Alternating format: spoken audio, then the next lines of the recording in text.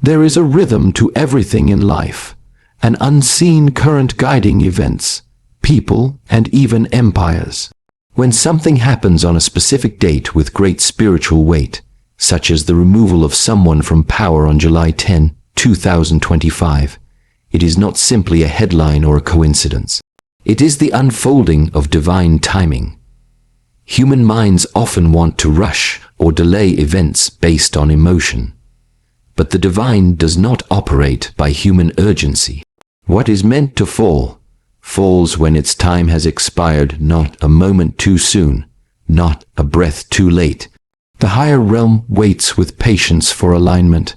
In this particular moment, something larger than logic was revealed.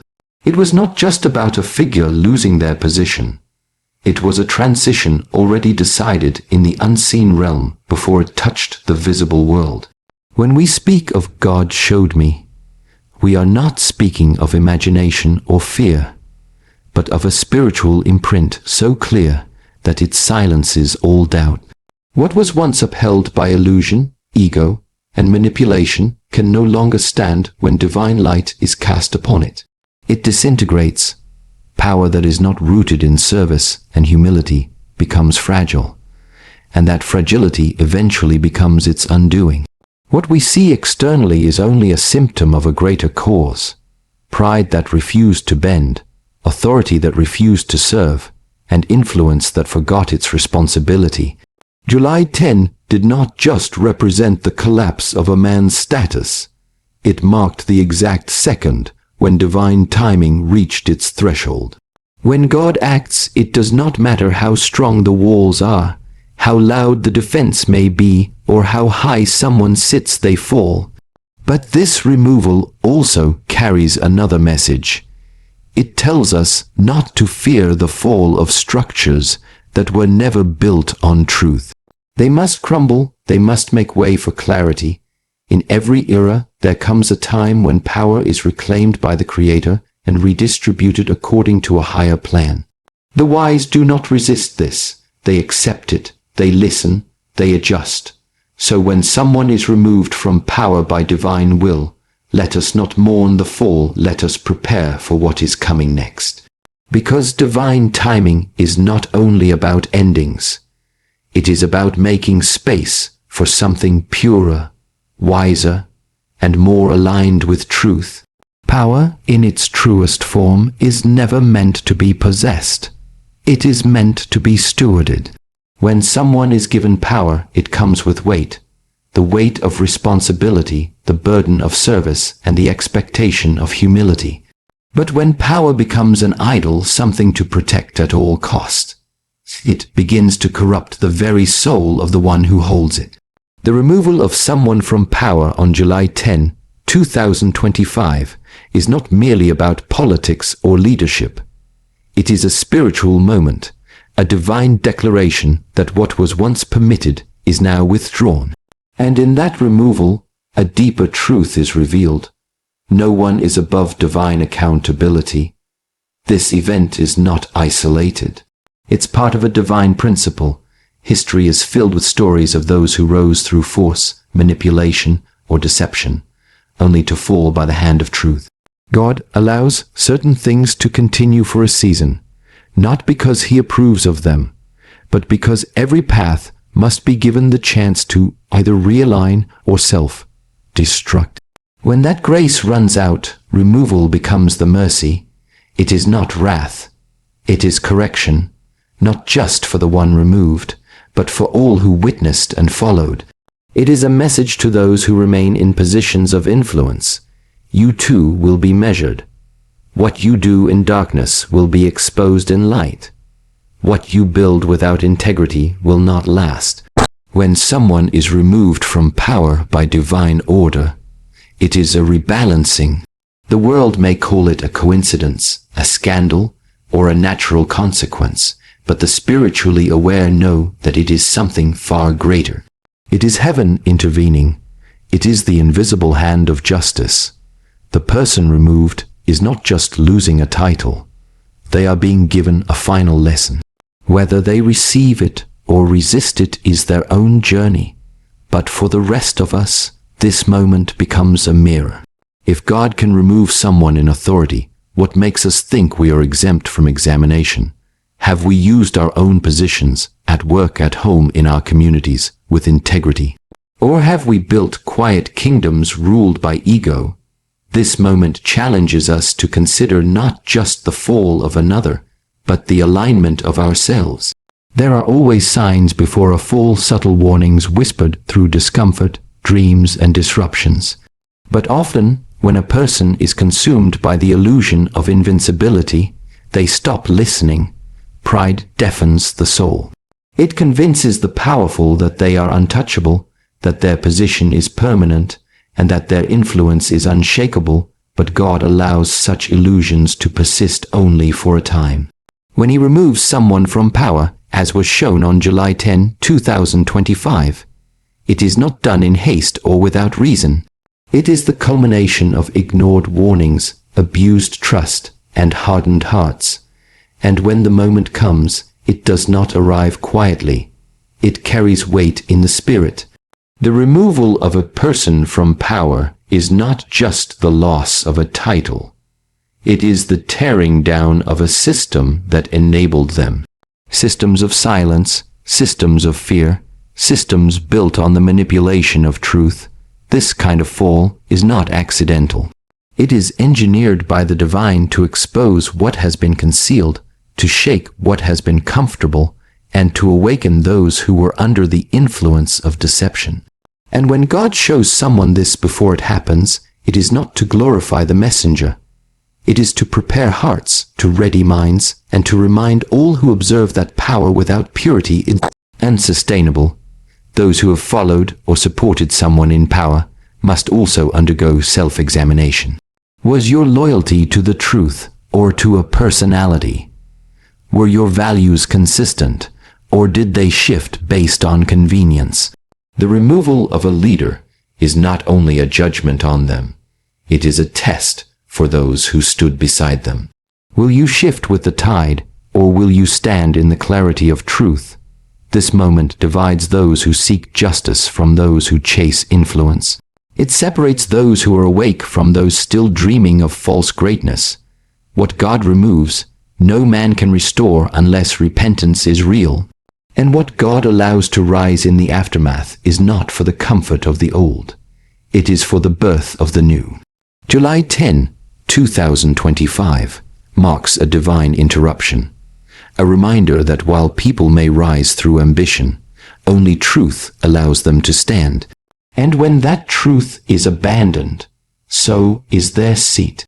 When God removes someone from power, it sends a shock wave, not just through governments, communities, or institutions, but through the unseen world of spiritual authority. It reveals that the divine does not tolerate corruption forever, even if it appears hidden behind influence, charm, or success. On July 10, 2025, something shifted. And while the world may attempt to explain it through politics, strategy, or circumstance, those who are spiritually tuned understand it was something much deeper. It was a divine interruption, an unmasking, a reset initiated from the heavens, not from the hands of men. In moments like this, fear often tries to take the stage. People become anxious, uncertain, even angry. But fear has no place in the presence of truth. When someone is removed by God's hand, the correct response is not fear, but reflection. It is a time to ask, what am I building in my own life? What kind of leadership am I practicing? What kind of energy am I submitting to? Because removal is not only a judgment on the one who falls, it is a cleansing for everyone connected to them. A pruning of what no longer serves, no longer heals, no longer aligns with the greater good. We often underestimate how deeply we can be influenced by people in power. We attach our hopes to them, we excuse their faults, we overlook their missteps because we believe they hold the keys to our future. But when God removes them, it reminds us, no human holds the final authority, no individual is the savior. And those who act like they are often the ones He removes first.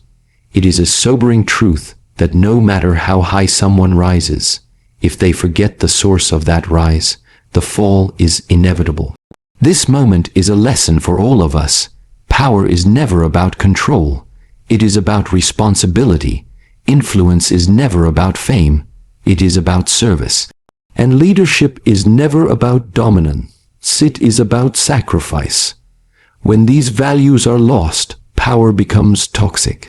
But God, in His mercy, steps in. Not always immediately, but always decisively. July 10, 2025 is now etched in spiritual memory, not just for what ended, but for what began, a season of awakening, of accountability, and of renewed alignment with truth. In the removal of power, especially when it is divinely orchestrated, there is always a greater message than what is seen on the surface. On July 10, 2025, what many perceived as a fall was in fact an unveiling, a divine revelation, a peeling away of appearances to expose what could no longer be hidden. Often, people become so attached to figures of authority that they stop discerning. They silence their inner knowing, excusing lies for loyalty, and overlooking injustice for the sake of belonging. But when God intervenes and removes someone from power, it is not simply to break a system. It is to break the illusion that kept people spiritually asleep. This moment is not just about who was removed. It is about who was watching. Those who witnessed it with open hearts felt the tremor, not one of chaos, but of clarity, because when the false falls, the truth begins to breathe again. Those who were silenced start to speak. Those who were afraid begin to stand. A shift occurs not only in leadership, but in consciousness. Suddenly, people remember what integrity feels like, what truth sounds like, what real leadership requires, and that remembrance is the true miracle. There is also a sacred responsibility in witnessing a fall. We must not turn it into gossip, celebration, or revenge. We must turn it into wisdom. The purpose of removal is restoration, not only of systems but of souls. It is a calling back to righteousness, to humility, to accountability. What happened on that day was not random.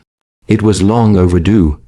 It was the fulfillment of seeds planted long ago, seeds of deceit, ego, and unchecked power that finally bore their fruit. But as with all harvests, we are left with the choice to repeat or to relearn. When God shows you something in advance, it is a trust, a sacred warning. It means your heart is sensitive enough to receive what others may miss. But it also means you are now accountable to walk in greater truth, not to boast, not to judge, but to realign your own life so that you are never found holding on to what He is trying to remove. Let this day be remembered not only for the fall of a leader, but for the rise of deeper discernment. Because what God removes, He replaces, but only with what is clean, whole, and true. The most powerful message within this event is not about a man, a system, or a position being taken away.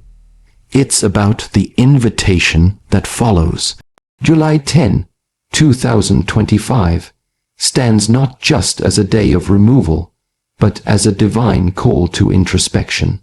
When someone is stripped of their influence by God's hand, it is not just their story being written, it is ours being rewritten. This kind of event speaks directly to the soul. What within you needs to be removed? What has silently ruled your inner world that no longer deserves the throne?